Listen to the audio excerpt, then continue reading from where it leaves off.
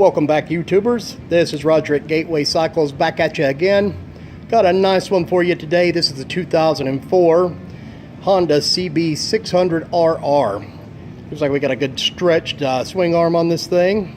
Let me give you guys a quick walk around here.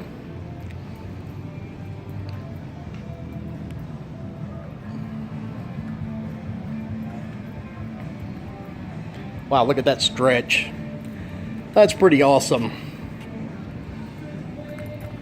Let me give you guys a shot of the dash here and then we'll fire this puppy up. Looks like we got 32,319 miles on it. And let's fire her up here.